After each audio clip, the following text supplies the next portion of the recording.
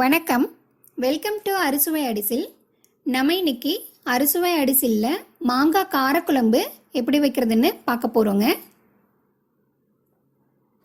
இது செய்கிறதுக்காக இந்த சைஸில் ஒரு மாங்காய் எடுத்து இந்த மாதிரி கொஞ்சம் பெரிய பெரிய பீஸாக கட் பண்ணி வச்சுருக்கேங்க. உங்ககிட்ட பெரிய மாங்காய் இருந்தால் அரை மாங்காய் கூட எடுத்துக்கோங்க. கூடவே பெரிய வெங்காயம் ஒரு அரை வெங்காயம் எடுத்து இந்த மாதிரி பெரிய பீஸாக கட் பண்ணி எடுத்துக்கலாம். சின்ன வெங்காயம் நான் ஒரு 10 வெங்காயம் தோல் உரித்து வச்சுருக்கேங்க. ஒரு பெரிய சைஸ் தக்காளி கட் பண்ணி வச்சுருக்கேன். 1 டீஸ்பூன் அளவுக்கு வெங்காய வடகம் எடுத்து வச்சுக்கலாம். 10 பல் பூண்டும் கருவேப்பிலையும் எடுத்துக்கலாங்க. இந்த வெங்காய வடகத்துக்கான வீடியோ நம்ம சேனலில் ஏற்கனவே இருக்குதுங்க, நீங்கள் பாருங்கள். கூடவே தேவையான மசாலாவும் புளி கரைசலும் எடுத்து வச்சுக்கலாங்க. வாங்க எப்படி செய்கிறதுன்னு பார்க்கலாம். ஒரு வாணலில் 2 டேபிள் ஸ்பூன் அளவுக்கு எண்ணெய் எடுத்துக்கலாங்க. எண்ணெய் நல்லா சூடானதுக்கு அப்புறம் 1/2 டீஸ்பூன் அளவுக்கு சீரகமும், ஒரு 1/4 டீஸ்பூன் வெந்தயம், 1 டீஸ்பூன் அளவுக்கு வெங்காய வடகமும் போட்டு தாளிச்சு விடலாம்.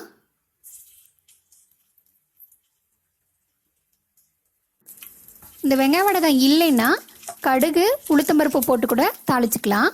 இப்போ இது கூடயே 6 பல் பூண்டும் நம்ம தோல் உரிச்சு வச்சுருக்கிற வெங்காயம் முழுசாக அப்படியே போட்டுக்கலாங்க. போட்டுட்டு நல்லா வதக்கி விட்டுக்கலாம்.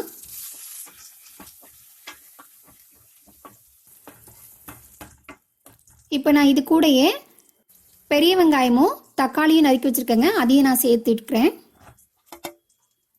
சேர்த்து நல்லா கலந்து விட்டுக்கலாங்க. இது ஒரு 2-3 நிமிஷம் வேகட்டும். வெங்காயமும் தக்காளியும் கொஞ்சம் சாஃப்ட் ஆகிற வரையும் வேகட்டுங்க.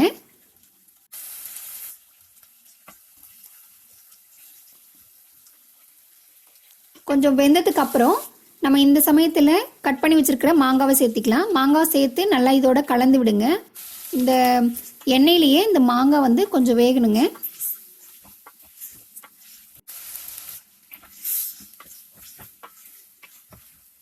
இப்போ நம்ம மசாலாலாம் சேர்த்திக்கலாம். நான் 2 டீஸ்பூன் அளவுக்கு கொத்தமல்லி தூளும் 1 டீஸ்பூன் அளவுக்கு மிளகாத்தூள் எடுத்திருக்கேன். இது கூடவே 1/4 டீஸ்பூன் மஞ்சத்தூளும் 1/4 டீஸ்பூன் சீரகத்தூளும் எடுத்துக்கிறேன். உப்பு உங்களுக்கு தேவையான அளவுக்கு போட்டுக்கோங்க. உங்ககிட்ட குழம்பு மிளகாய் பொடி இருந்ததுன்னா 2 டீஸ்பூனாக சேர்த்திக்கோங்க. இந்த கொத்தமல்லி தூள் மிளகாத்தூள் தனியாக தேவையில்லை. குழம்பு மிளகாய் பொடி 2 டீஸ்பூன் போட்டிங்கன்னா போதும். இது எல்லாத்தையும் நல்லா கலந்து விட்டுக்கலாங்க. இதில் ஒரு 2 டேபிள் ஸ்பூன் அளவுக்கு தண்ணி விட்டு கொஞ்சம் நேரம் வேக வைக்கலாங்க. மாங்காய் இந்த மசாலாவோட நல்லா வேகட்டுங்க. இது ஒரு 5 நிமிஷம் வாக்கில் வேகணும்.